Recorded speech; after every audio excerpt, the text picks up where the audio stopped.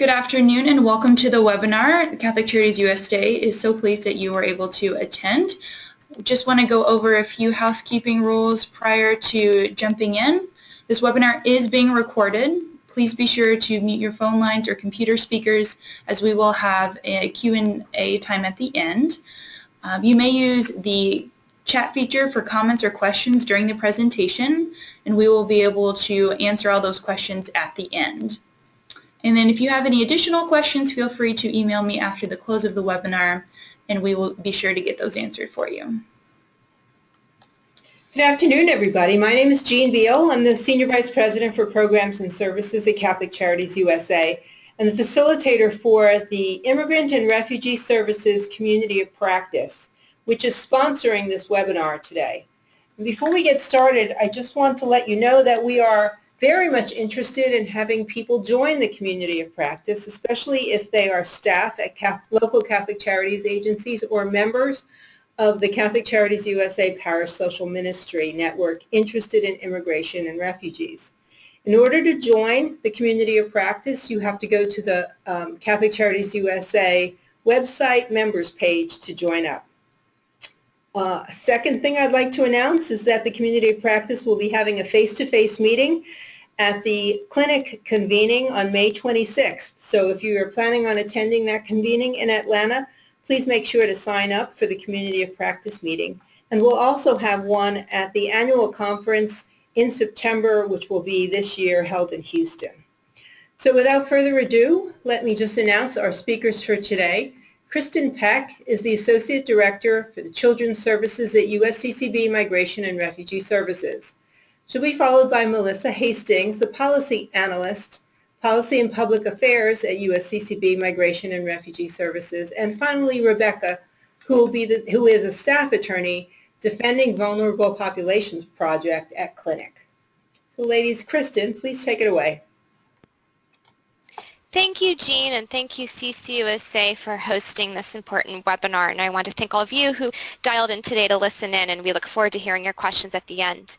I wanted to start by putting a human face to the issue that we're talking about. And this is a picture of children that I took at a Center for Unaccompanied Children in Tapachula, Mexico in November of 2013 when I was on an assessment trip with the Bishops' Conference to look at the issue of unaccompanied children in Central America. And the children in this picture are all happen to be from Honduras. This particular shelter for children serves any child that's been apprehended as they're migrating north from Central America to the U.S. All of these children also happen to be victims of human trafficking, and that was motivating their flight. And so I just wanted to give a face to the population that we're talking about today. Just for your knowledge, the young man Mickey, the young person there, he was seeking asylum when I was there in Mexico. His choice was to return to Honduras where he had been trafficked, or to seek asylum in Mexico. And the other young people in this picture, the woman or the young woman at the other end of the picture, she had decided after leaving the shelter to try and go north anyway. And so her plan was to accept the deportation to Honduras and then take the journey again north. And the two children in the middle were planning to return to Honduras, and they didn't know if they would stay there or try and make the attempt again. And next slide. So our faith calls on us to welcome refugees and asylum seekers, and our work with migrants and refugees stems from our belief that every person is created in God's image. And you'll see here scripture refers to welcoming the stranger in the book of Matthew. You see, I was a stranger and you welcomed me. And Jesus himself was an itinerant preacher without a home of his own, and as noted, a refugee fleeing to Egypt to avoid persecution and death. And when Pope Francis came to the U.S. in 2015, in his address to Congress, he referenced this issue, and he has since, and he said at that time, "Our world is facing a refugee crisis of a magnitude not seen since the Second World War. We must not be taken aback by their numbers, but rather view them as persons, seeing their faces and listening to their stories, trying to respond as best as we can to their situation, to respond in a way which is always humane, just, and fraternal." And again in 2014, the year before, in a trip to Mexico, Pope Francis spoke about unaccompanied children specifically. And he said, "I would like to draw attention to the tens of thousands of children who migrate alone, unaccompanied, to escape poverty and violence. This humanitarian emergency requires, as a first urgent measure, these children be welcome and protected." And so we draw on our Catholic faith in our response to unaccompanied children and families.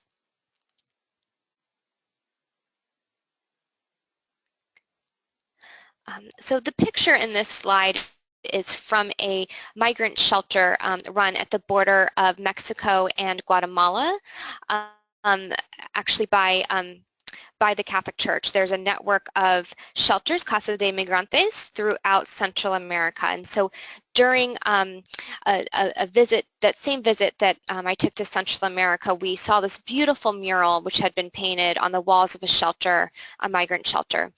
So I wanted to point that out. But the United States defines unaccompanied alien children in the Homeland Security Act from 2002. And so I wanted to give the definition for the children we're talking about today.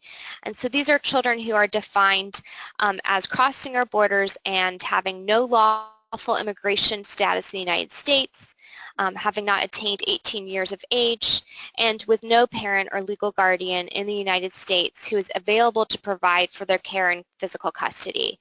And just to qualify that, that is at the time that children are encountered by the Department of Homeland Security, that they have no parent or legal guardian at that time available. Next slide. What we really see, though, is a refugee crisis, and although the legal definition refers to these children as unaccompanied alien children, we often use the term unaccompanied children, really just to reflect their human dignity and that these are human beings and not aliens. So I wanted to clarify the difference in language here. We've seen large numbers of children, unprecedented numbers of children fleeing from Central America in recent years. In the early 2000s, there were typically 4,000 to 6,000 children that arrived at our borders unaccompanied each year. And the numbers really started to increase around 2010, 2011. And then in 2014, they ballooned to 68,541. And as you'll see, we saw almost equal number of family units. And so these are numbers and characteristics that are consistent with a refugee flow. Unlike years past when children were reporting that they were coming to the U.S. to reunify with family and to seek a better life and for educational opportunities, in 2014 and the years prior, children started to report increasingly complex trauma narratives and histories, and they started to describe the violence that they were escaping. And as you'll see, these numbers have stayed high since 2014. And I just wanted to point out, although the numbers dropped in 2015, they're still high, but although they dropped, that does not reflect in our minds a decreased need or that things have changed in Central America. In fact, what we believe happened in 2015 is there was a lot of conversations between the United States and Mexico around increasing their detention of unaccompanied children and families. And so Mexico began strengthening their enforcement priorities at their border with Guatemala and throughout the country, throughout the migration route. And so more children and families were apprehended and placed in detention in Mexico, and that's why we believe the numbers weren't as high in 2015. And then you'll see that the numbers spiked back up in 2016. That also coincided with reports we heard about Mexican detention centers being full of migrants. And so this is an ongoing crisis. We continue to, in our children's services programs that we administer through MRS, see narratives of children that are quite traumatic. And these have been corroborated by reports. For example, one of the most prominent reports was by the United Nations High Commissioner for Refugees, and they released two reports, one in 2014 and one in 2015. The report in 2014 was called Children on the Run, and they interviewed 404 children, 100 and change each, or 101, I guess, from Mexico, Guatemala, Honduras, and El Salvador. And of those 404 children they interviewed who had crossed the U.S. border, 58% had claims that merited international protection. So had claims that were similar to asylum claims, to refugee claims, and that was a conservative estimate in their minds. Likewise, in 2015, they released a report called Women on the Run, and these were of women seeking, Central American women who'd made it to the U.S. and who were seeking asylum. And similarly, of those they interviewed, they found that more than 60% described fleeing gang violence as their reason for flight, and 70% reported being internally displaced. When children who arrive to the U.S. Unaccompanied are encountered by the Department of Homeland Security, they are turned over to the Department of Health and Human Services Office of Refugee Resettlement within 72 hours. And Health and Human Services Office of Refugee Resettlement places these children in a variety of settings that are child appropriate. And these include large-scale shelters, residential treatment centers, and transitional foster care. HHS ORR is the custodian of these children, and they provide custody and care while family reunification options for these children are being pursued. And approximately 90% of the children who are placed in ORR custody are released from their custody within 30 days to sponsors in the United States. And sponsors would include parents, sisters, brothers, uncles, aunts, grandparents, cousins, and family friends. Those with no family reunification options and who have the potential for legal relief in the United States are eligible to enter a specialized federally funded foster care program. And that is a program in which children can stay if they receive legal status. They can stay till they're 21 to 23, depending on the state, and that's the Unaccompanied Refugee Minor Program. ORR also provides funding for family reunification services for a small number of children who are released to families, and those are called post-release services and are really aimed at strengthening the family to mitigate risk for breakdown, helping the family connect to legal services, helping the child enroll in school, and provide social services appropriate for that child's needs. HHS provides funding also for legal services for some of these children as well. Although, as my colleague Rebecca will tell you, these services are significantly underfunded, and there's far more need than services available. Great, so this is Rebecca Schultz from Clinic, and I'm going to talk a bit about what happens to unaccompanied children as they are released from ORR custody and are integrated into community settings where many of us might encounter them. So as Kristen mentioned, the majority of unaccompanied children are released to sponsors, and so during the time they spend in ORR custody, the child and the child's family will often work with ORR to identify a family member or other sponsor and go through a process wherein that sponsor is approved. That process can involve an interview and paperwork, verifying the relationship between the child and the sponsor, doing some background checks. And I think, as Kristen alluded, in some cases there will be a home study as part of that process.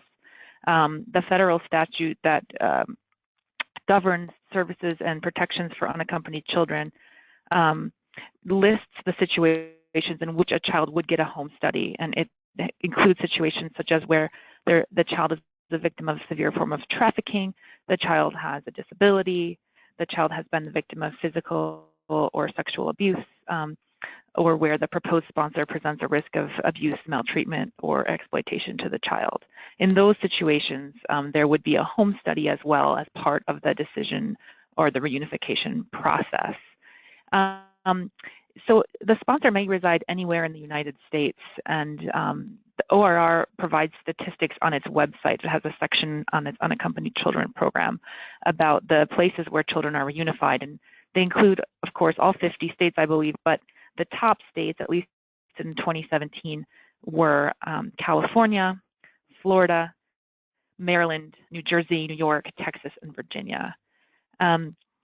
Once a child is released, wherever that might be inside the United States, to the sponsor, their immigration case continues in that local jurisdiction, and the child is responsible or must attend all immigration court hearings.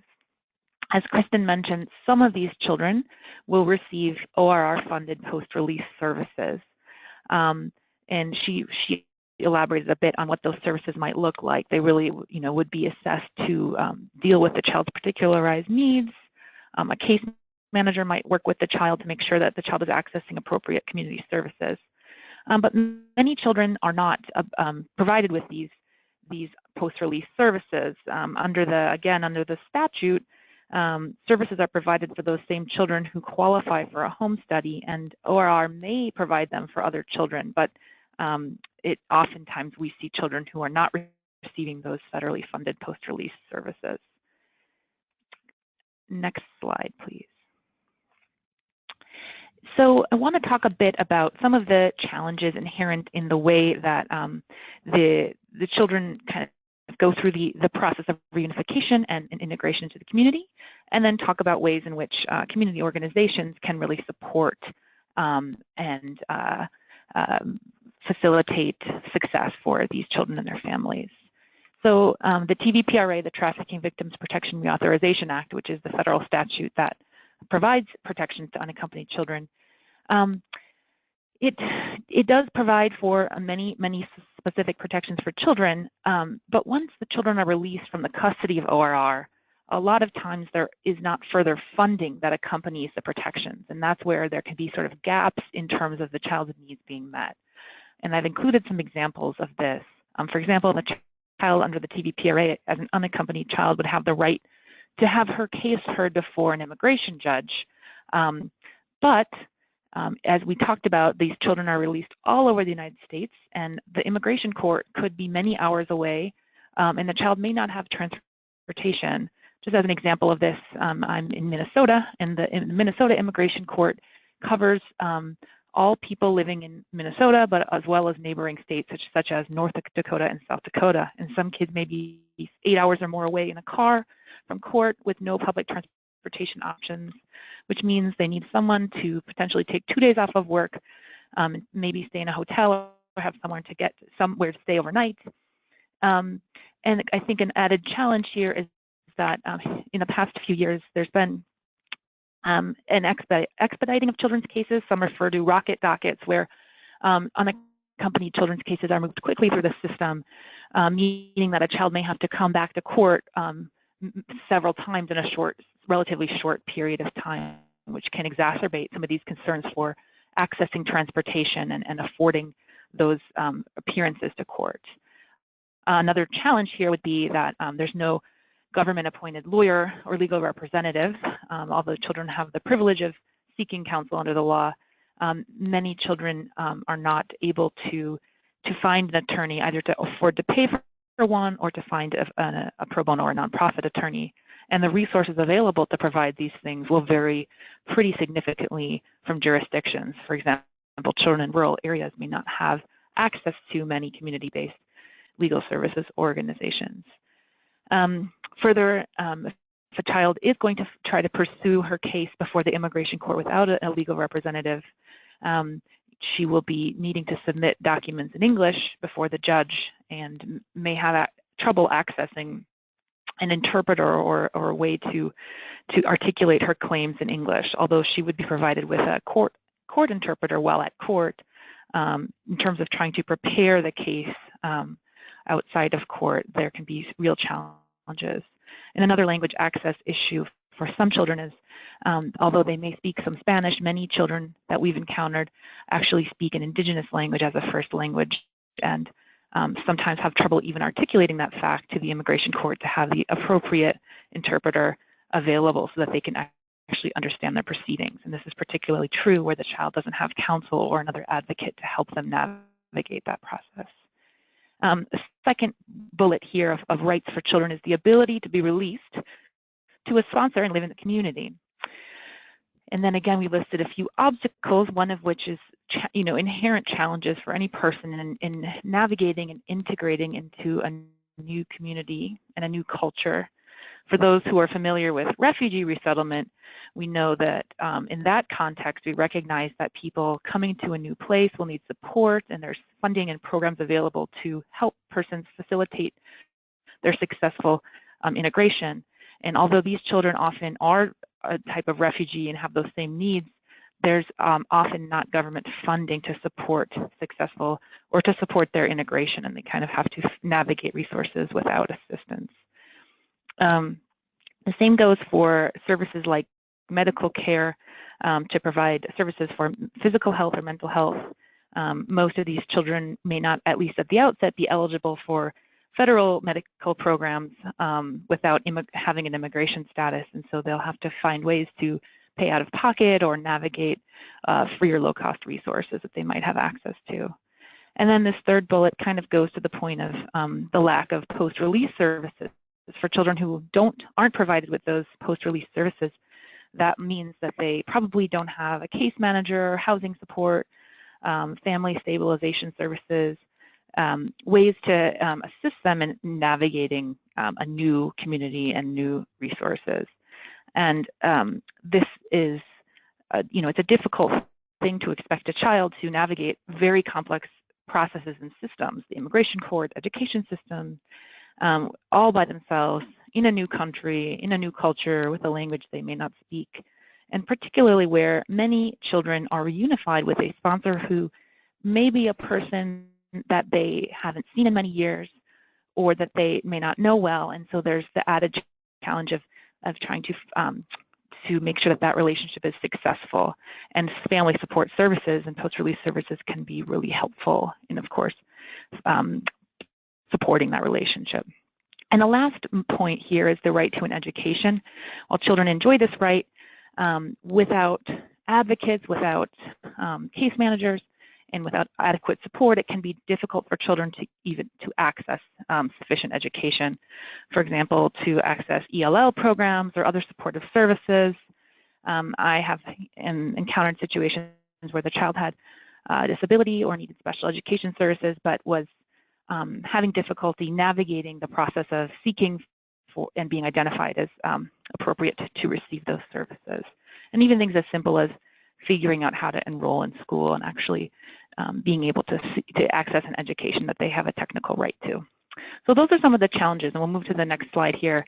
I also want to recognize that despite these many challenges, it's important to look at this through a lens of a sort of strength-based perspective, in which is that unaccompanied children and their families bring many strengths which we can draw on in helping them to be successful as they learn to integrate into a new community. I listed a few here. Resilience and strength. If we think of children who have gone through, really adverse histories, have had traumatic experiences, have endured a great deal, but have shown an ability to survive and thrive, really, and adapt to new situations. And so often I thought about clients who, they were extremely bright and capable, and it's a sad thing that they had to leave their home country that they could have contributed to, but they really, out of necessity and because of great danger, just chose to leave. And then thinking about what strength it must take for these children to be where they are now, to have survived such a great deal, and have such resilience in wanting to move forward and have a better and safe life. And then another strength is family. These children, even if we call them unaccompanied, many and most children are grounded in some sort of family within the United States. The sponsor is typically a family member. And this family structure, it can be a huge source of strength for helping children and their families to be successful and to find safety here in the U.S. And so I think also those strong supportive families can help kids thrive and kind of move forward despite having experienced a lot of past trauma. So it's really important to, I think, support those family relationships. And in here I'd also add, I think, cultural traditions and helping children to maintain cultural connections as a source of strength and support. We've also listed their desire to learn and strong work ethic. While Kristen rightly notes that these may not be the primary or sole causes of migration, many and most of these children are fleeing persecution or violence. While that may be true, at the same time, children we've encountered really have a great positive desire to be successful. We've seen many children who, for lots of reasons, including violence, were unable to access the education system in the home country, or had to leave school, and they may now have the opportunity to re-enter the education system and really see education as a privilege and something that they really want to make the most out of. But on the other side of the coin, they may need community support to make education possible. For example, if the child has been working for many years and feels that she has to work to provide for herself, one way that community support can come into play is to ensure that the child has a way to continue her education without needing to work full-time, supporting the availability of education. I also mentioned responsibility. Many, particularly older unaccompanied children, may feel a responsibility to family members in the home country, to help relatives, and I think just have a sense of helping others and wanting to support others in similar situations. So a way to support this population can be to help to provide opportunities where kids can really connect with others, whether that be through religious or faith-based opportunities, volunteering, etc. And the last point is faith. Many children come from families where there's a strong religious tradition. And sometimes we might see children where faith was a very strong part of their life in the home country, but perhaps they haven't found a faith community here in the U.S. or haven't figured out where to connect with that. And that would be another way that communities here in the U.S. and organizations can help children navigate and identify places where they can reconnect to that faith tradition that they might have. So go to the next slide here, and just to kind of now pull those two ideas together, the idea that there are gaps in the protections and also that these children bring many strengths with them, figuring out then ways that we in the community and community organizations can support unaccompanied children and their families to help them to thrive. And so one way would be to sort of identify these families in need of help and conduct a needs assessment. How can we look at our own organizations, our own programmatic structures, and figure out ways that we might be intersecting with these families, and ways that the organizations that we work with can provide assistance within the scope of the work that our organizations already do. And then assistance in navigating community resources. And in a sense, this is like a type of post-release service for children who may not have access to that post-release service as provided by ORR.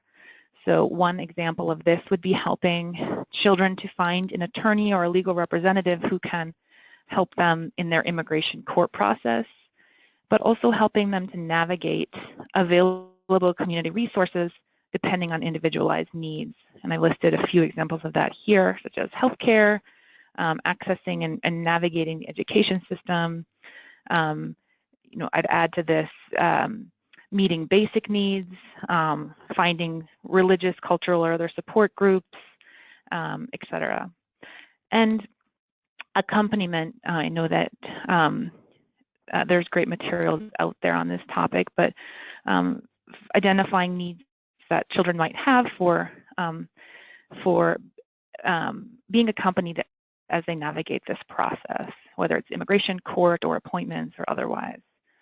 And just to sort of close this particular section, I just would note, and I think those who work with unaccompanied children on a regular basis would likely agree that when these pieces can fall together and when children can access community supports, we really see really heartening and wonderful examples of success where children who maybe initially were really without much connection to the community, after being provided basic support services, have been able to just thrive. And I can think of my own clients where they never thought education was really something that they would ever be able to access, who had endured really horrific persecution and danger, and were able to graduate from high school, enroll in college, be leaders in their schools, and connect in all these important ways, which really help them to thrive.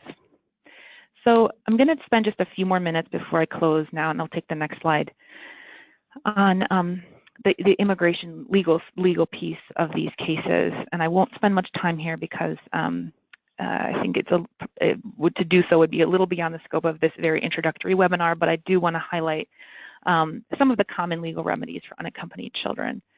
And those would include asylum, which is a form of protection for children or people who have suffered past persecution or have a well-founded fear of future persecution on account of a protected characteristic, which would be race, religion, nationality, membership in a particular social group, or political opinion. And some of the common claims we might see for children from Central America would be domestic violence-based claims or gang persecution, for example, where the child is being targeted because of a family affiliation, just to name a few. Special immigrant juvenile status is a very common other option for children. And this is a protection for children who are under 21 and unmarried, where who have suffered abuse, neglect, or abandonment by one or both parents. And for a child to seek SIJS, they must first obtain a special order in state court, usually juvenile or family court, but there are other proceedings as well, where the judge awards custody of the child to an adult or makes a dependency finding, and also makes findings that it's not in the child's best interest to be returned to the home country, and that the child's reunification with one or both of her parents is not viable due to abuse, neglect, or abandonment.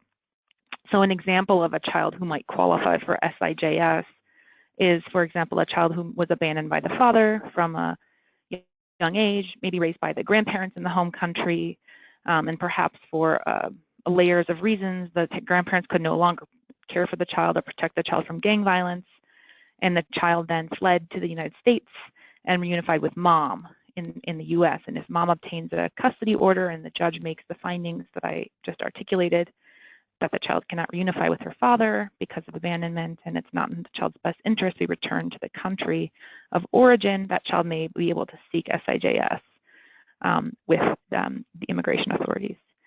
The U visa is a protection for people who have been the victims of certain crimes in the U.S. Examples of crimes that qualify would be domestic violence or sexual assaults, and who have suffered substantial physical or mental abuse as a result of that victimization, and also cooperated with law enforcement authorities. The U visa allows certain family members to be included in an applicant's application to the Immigration Service. An example of a U visa for an unaccompanied child would be perhaps a child who unfortunately suffers abuse here in the U.S., perhaps in the home, and that abuse is reported to the law enforcement or to child protection. And that might serve as the basis for a subsequent U visa filing. T visa is a similar type of benefit, and this is a protection for people who have been the victims of severe forms of trafficking in person, usually sex or labor trafficking, and are in the U.S. on account of that trafficking and can show that they would suffer extreme hardship involving unusual and severe harm if they were returned. The T visa, like the U visa, can include specific family members.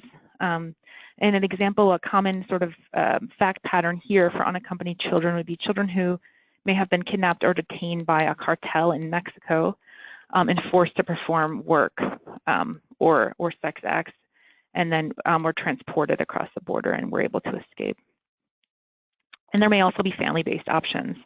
I'm not going to go into much detail here, but just for an example, sometimes children are reunifying with a parent who may have been in the U.S. for a long time. And so sometimes we see parents who either already have a status, such as lawful permanent residents, or who maybe have never really been screened for their own immigration relief. And it could be that the parent, for example, qualifies for a U visa and then could include the child as a what's called a derivative or a beneficiary on the parent's application. So an important point here is that it's really important to consider access to immigration services for the whole family in addition to just the child. And as I say here at the bottom, this list is not comprehensive. Immigration law is complicated. This is just intended to be a very brief overview, and the most important point here is how important it is to connect families and children to qualified immigration professionals who can provide comprehensive screening and representation. Another really important point is that oftentimes unaccompanied children who've suffered trauma are not maybe able to or willing to divulge potentially important information about their victimization at the outset. And so it may take time and work with an attorney or with a professional before the child is able to disclose the facts that may lead to relief. And this is just another reason why early access to legal representation can be so essential for success. Next slide. And this really just sort of, this slide reiterates that point. The reasons, the obstacles that children may have to access to counsel because of lack of free services or inability to afford a private attorney. And for children, kind of going back to that first slide about systemic challenges, even though they have the right to have their case heard before a judge, for many unaccompanied children, the only way for them to meaningfully have their case heard and be considered for protections that they might be entitled to under the law is if they have a representative or an attorney who can help them meaningfully access those protections. And so I really can't overstate the importance of assisting children accessing legal representation. My last point here, and this will take us to my last slide in this section, is that the data really shows that children who have counsel are much more likely to obtain immigration relief. So this is a table that I put together based on data from the website that I've listed at the bottom of the page, which has collected information about the outcomes in cases. And you can see there's two separate, on the left side of the slide, you see data about unrepresented children who don't have a lawyer. And orange shows the number of cases where children succeeded, whereas the red shows the children who were ordered removed or ordered to voluntarily take voluntary departure. And you can see the stark contrast and how difficult it is for a child without a lawyer to succeed. And on the right, then you can see that children represented are much, much, much more likely to succeed in their cases at the end of the matter. So with that, I'll turn it over to Melissa for a discussion of executive orders. Great, thank you, Rebecca. So again, this is Melissa Hastings from USCCB, and I'll be discussing how the recent executive orders impact unaccompanied children and their families, as well as ways you can get involved and help. So there are two executive orders that we'll be discussing today, and an executive order is essentially a formal presidential action which sets policy and has binding effect. While the orders don't require congressional approval, they do have some limits. For instance, they can't contradict a statute or exceed the authority granted to the president. Both of the orders we'll be discussing today were issued on January 25th. One deals with border security and the other deals with interior immigration enforcement. You'll also hear me reference the memos that were issued by the Department of Homeland Security, which implement and really just provide some more detail on the policies that were set forth in these two orders. So again, there were two DHS memos, one for each order, and both of them were issued on February 20th. Okay, so if we can turn to the next slide, we'll dive into some of the implications of the orders and the memos. First, the border security order, and more specifically the corresponding DHS memo, roll back protections for unaccompanied children. As we discussed earlier, unaccompanied children are given certain special protections and services under law. And previously, when children were determined to be unaccompanied and therefore eligible for these protections, this was done by DHS upon apprehension. And once they were designated as unaccompanied, that designation, that unaccompanied status, would remain with the child for the duration of their immigration proceedings, even if they later reunited with family, which, as we've heard, is often the case. But under the new policy, this is not going to be the case. The DHS memo suggests that they will be revoking the status and the protections for children who reunite with a parent or a legal guardian once they're in the U.S. I would note here that so far this new policy has not been widely implemented. We have heard from a few other service providers that there have been a few instances and cases in which children have been stripped of their unaccompanied status. But we're really still waiting at this point to see exactly how and to what extent this policy is going to be utilized. We are, of course, very concerned with the potential implications of the policy, that children might be denied critical protections, and we also fear that there could be a real chilling effect on the willingness of undocumented parents and legal guardians to come forward. In addition, the memo implementing the border security order targets families whose children have migrated to the U.S. unaccompanied. And what I mean by that is that the order in the memo directs DHS to penalize individuals who directly or indirectly facilitate the smuggling of children into the United States, and that includes parents or family members who pay a smuggler to have their child join them in the U.S. The memo notes that these individuals may be placed in removal proceedings or even possibly referred for criminal prosecution.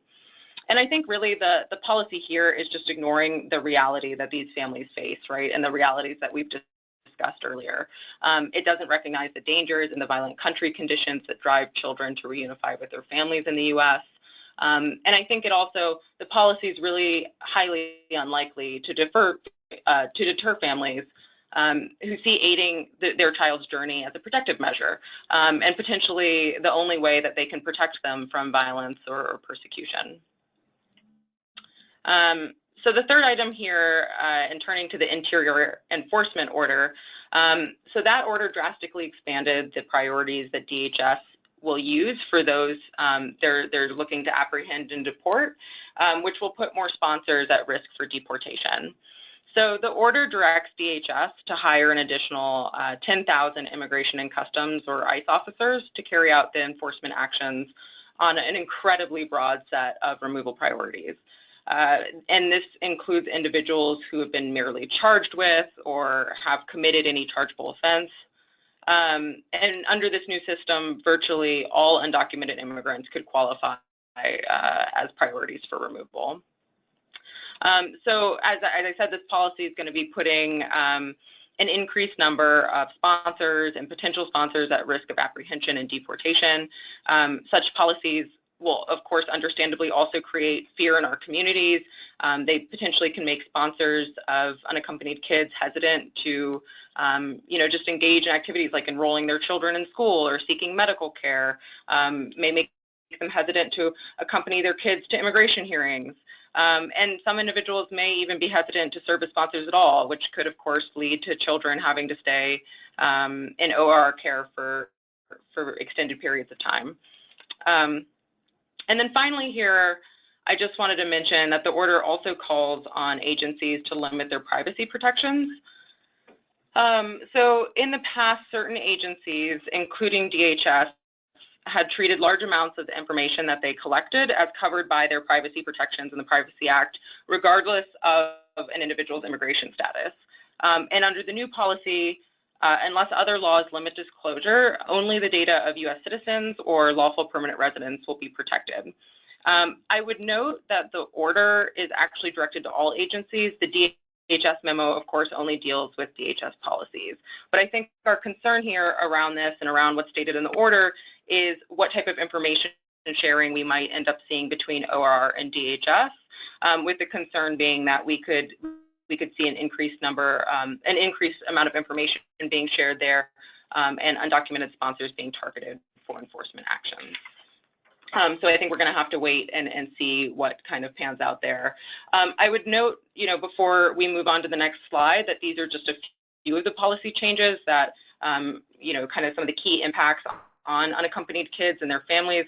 There's a number of other concerning policies laid out in these orders and the memos. If you're interested in learning more, we have several webinars that more generally cover these orders. They're available on our Justice for Immigrants website, which is at justiceforimmigrants.org. And if we can go ahead and turn to the next slide, I'd like to briefly discuss family separation. This is not actually an issue that's covered by the orders or the memos, but I do think it's relevant to this discussion.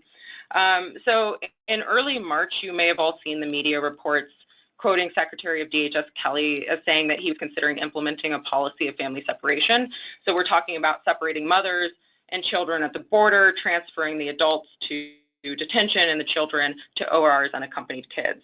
And Secretary Kelly was reported as saying that this was a policy that could be used, he thought, as an effective deterrent strategy for migration.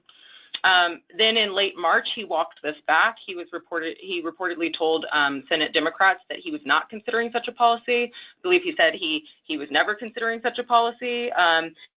We saw in last week's Senate Homeland Security hearing that he did confirm that he was not going to be routinely separating families at the border, and that he planned to only do so when warranted. So the examples he gave related to when a child's safety might be at risk if the family was kept together. Unfortunately, though, in that hearing, when pushed, he would not commit to putting the fact that families shouldn't be routinely separated into a formal written policy. He said that he had verbally advised the appropriate DHS personnel.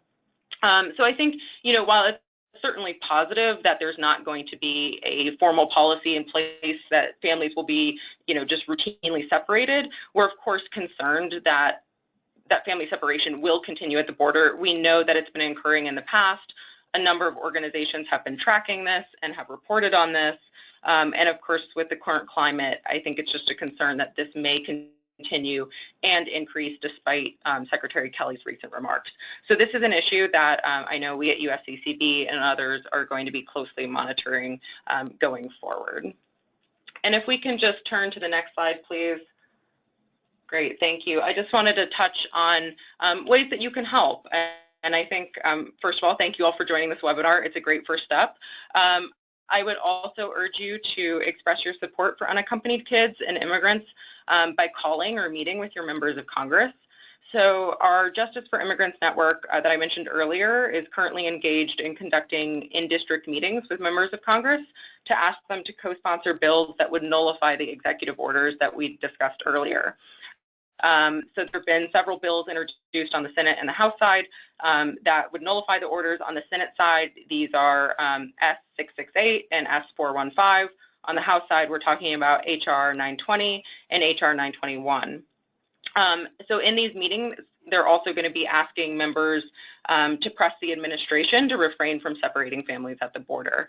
And we already have quite a number of these. We have quite a number of identified districts where there's leaders from our network to coordinate these meetings. So if you're interested in seeing that list, if you'd like to join a meeting, if you'd like to lead one of your own, please contact me. I can put you in touch with others who are doing this work. My email is mhastings@usccb.org. If you don't have the time to participate in a meeting, but you do have a few minutes to call in and express your support, we do have a script available online. It's again at our Justice for Immigrants website, and it's part of our Phone In Fridays campaign. So you'll see it there under our Take Action tab. So secondly, you can also help educate your community by sharing Know Your Rights materials. And this is information that, for example, can help individuals understand their rights if an ICE officer comes to their door. And so we have a short 2-minute video available online. Again, this is at our Justice for Immigrants website. It's in English and Spanish, and it's mobile phone friendly, and it goes over some of this information at just kind of a real high level, but just providing some information on what these individuals' rights are. I think this also ties into the next item, which is helping individuals think through family preparedness plans. And what I mean by that is what would they do if they were apprehended and their child came home to an empty house?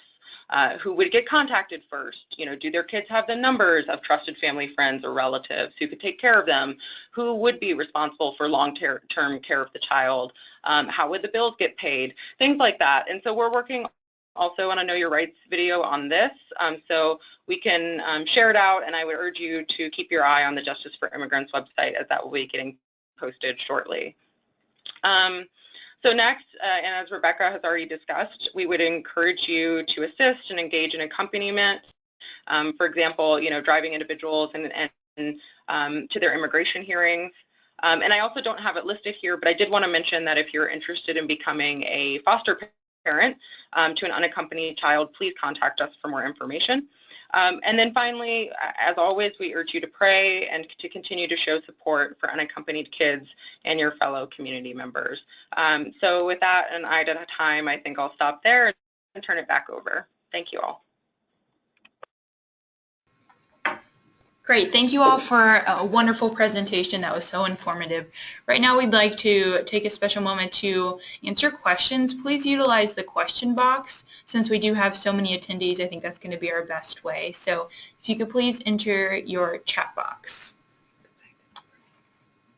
So we do have one quick announcement that we did have. We had a suggestion from Jennifer Pock.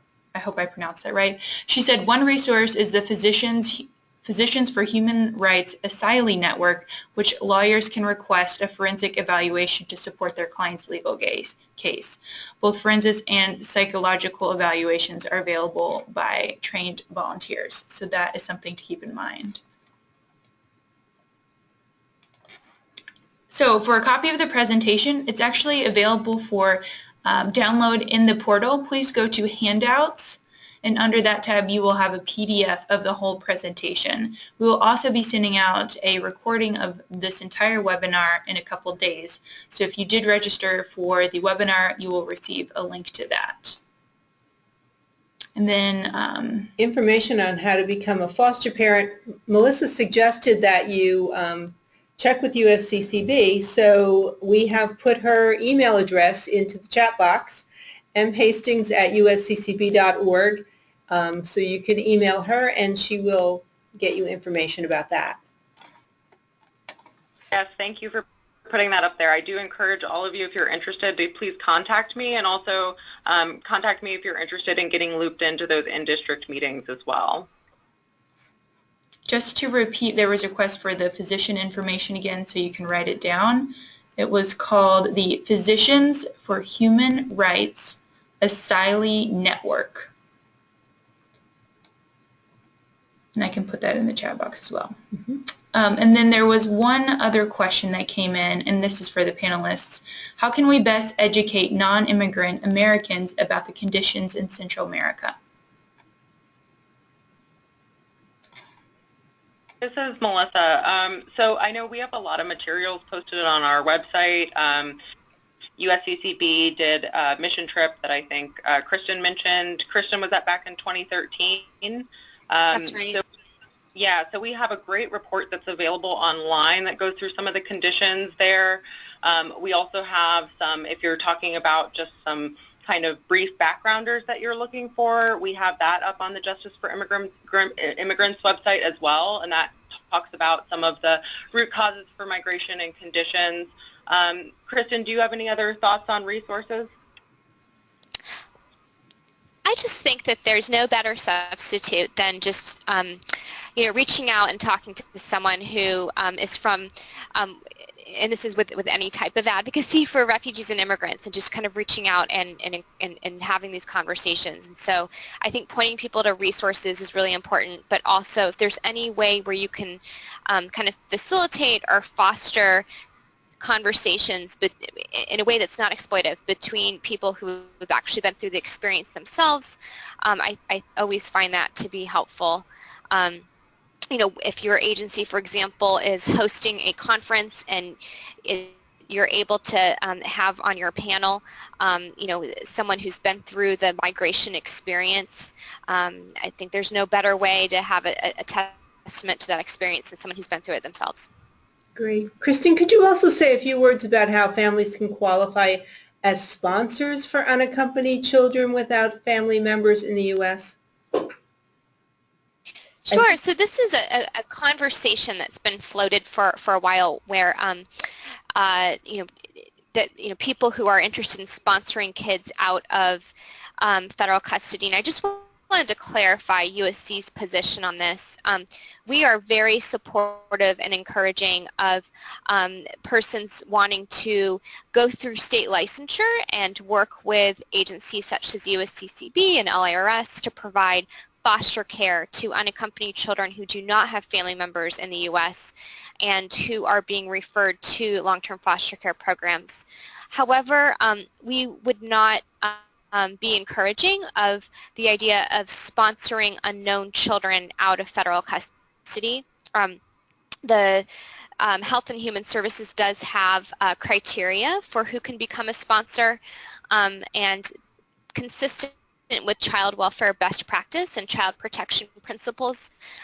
They are family members or kinship caregivers or people that have a prior relationship with a child. And in a situation that is not overseen by a child welfare licensing entity and where there's not ongoing support, we wouldn't encourage unknown persons to sponsor children. So that's where we would encourage the foster parent route instead. Great, thank you. Sure. Are there any more questions? We have not received any. Okay, here's one more. Do you have any information on migration trends in 2017?